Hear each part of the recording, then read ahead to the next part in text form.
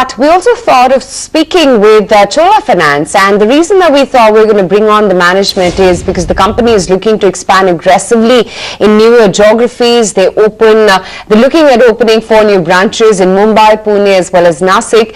Also, they're planning to open 150 new branches across the country this financial year. So let's bring on board Mr. Vellayan Subbiah, who is the MD at Cholamandalam Investment Financial Company, to chat a little bit more about the prospects of the company. Mr. Vellayan, hi, good morning. Chola stock has gained about 70% year to date. Clearly, the investor interest and expectations seem very robust. So congratulations on that. And walk us through your outlook on Chola in terms of the growth potential for FY17 and the longer term over 2 to 3 years. So broadly, I think, this year is always a bit easier to predict than the next 2 to 3 years. But when you look at the overall market, we're fairly bullish. Our 2 primary businesses, commercial vehicles, the business continues to do well. Though this quarter has seen a bit of a drop in M&HCV, compared to last year. We're still very bullish about the commercial vehicle business. Asset quality has started improving, and we think that the market's going to continue to grow for the next 2 to 3 years. So we're very bullish about that business. The home equity business, there's been a slight sluggishness because we've been a bit cautious on the asset quality side. But my belief is that business is also going to start turning around in about 6 months here. So in terms of the combination of the 2, I think we're kind of on a fairly good wicket as we go into this year and the coming years. In addition, we also have cost of funds that are working in our favor. So overall, it's a fairly good situation for us to be in, I'd say. Hi, Vellayan, Nikunj also joining in now. What is your view on the CV cycle or the cyclical revival? Q1 disbursements in that segment had seen a growth of 28%. Is this more like a structural trend, or this is more because of replacement? Well, so everybody on the M&HCV side has been talking about how much was replacement-led demand, and on M&HCVs you might see some demand drop off because of a lack of the replacement demand continuing. But LCVs continue to remain very strong, and I would say that M&HCVs, despite the drop in overall demand, will continue to be a growth market for us.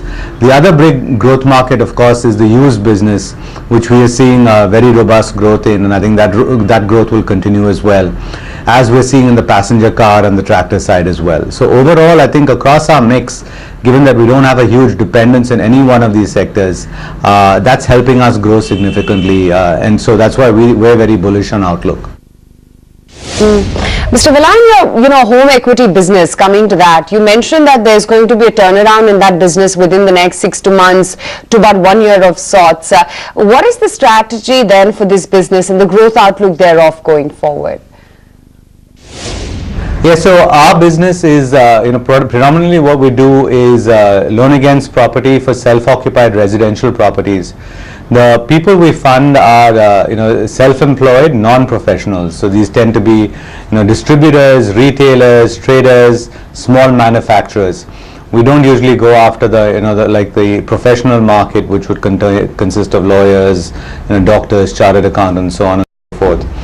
So in that segment, what we've seen is that in a lot of the small businesses are having stress in terms of their payment cycles, and that's caused asset quality in that business to be slightly worse than we would traditionally expect it to be.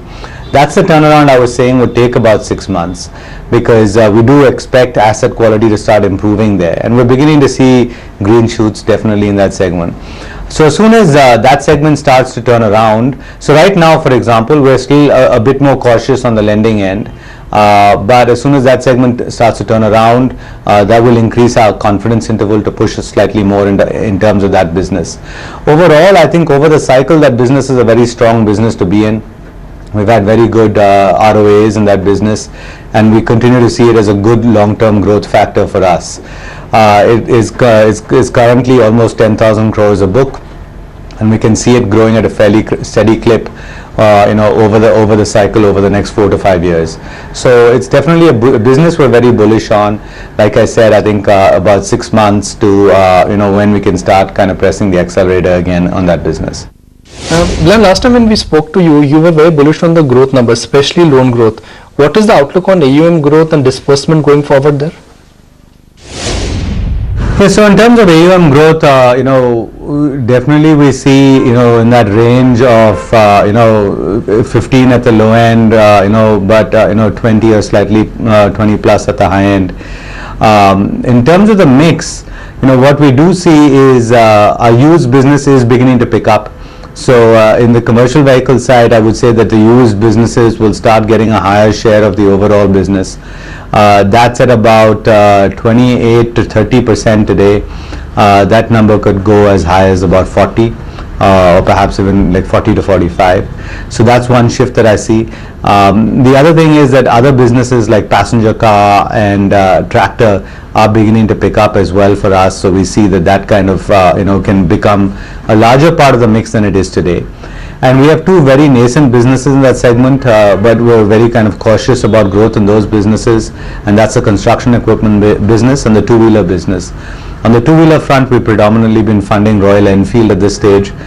We see that as a great product, great profile to sell into, and so we're fairly encouraged by that business as well. On the other side, when we look at the SME business for us, we do see significant growth coming going forward from our housing loan business, which is housing loans for the self-employed, predominantly an average ticket size of about 15 lakhs. And we've just started a bill discounting product that's beginning to do well in the SME sector. So those are definitely going to be growth markets on our SME segment.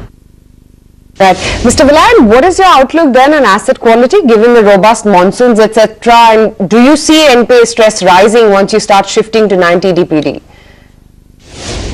So first, in terms of asset quality, it's definitely been improving on the commercial vehicle side. Like I told you, in home equity, we've seen kind of a slight degradation, but I think that will come back. On the vehicle side, asset quality has improved, in the last couple of quarters for us, and I expect that that trend will continue. So we're definitely going to see, better asset quality in the coming quarters. You asked a question about 90 days. In terms of, in terms of provisioning, we've provisioned almost fully for the 90-day transition. So what will really change is just GNPA and NNPA reporting. There won't be any financial impact from the move to 90 days for us. So we'll have to choose when we move to 90 days. Obviously, we have more than 18 months to do that, but likely we will do that ahead of time as well. So, Vellayan, let's get closing comments from you. What is the overall growth strategy in terms of branch expansion, and which are the new states where you are planning to spread? I mean, my whole challenge with Chola is that it's a south-centric group and you don't have a formidable presence in north. Yes, I'll answer the second question first. I mean, clearly our strategy to growth is organic. We have a huge preference for organic growth, and so I would say M&As are pretty much a long shot at this stage, especially in terms of asset book growth. We will look at potential, acquisitions more from a technology perspective, but definitely not on the, on buying asset book. So that's a quick take on M&As. So in terms of branch expansion, actually we're in the midst of a fairly aggressive branch expansion. We're adding almost 170 branches, across all 4 zones. We're in the west zone right now, and we're basically really penetrating into tier 4, tier 5 towns, because we've already got branch density that covers tier 1, 2, 3 and most of 4. So that branch density is going to increase significantly with this set of branch expansion, and we're adding, I'd say kind of across the 4 zones, it's almost equal. Each one of them are adding about 40 to 45 branches each. So we definitely see that helping our branch density as well. And finally, what capital needs and if any capital raising plans that you may have? Tier 1 is north of 13%. Overall capital adequacy is close to 19%. So we're well ahead of RBI's mandated requirement of 15% for capital adequacy. So we're 4 percentage points above that. So no immediate plans to raise equity capital for sure. Debt we're constantly in the market for, but there are no immediate plans for equity.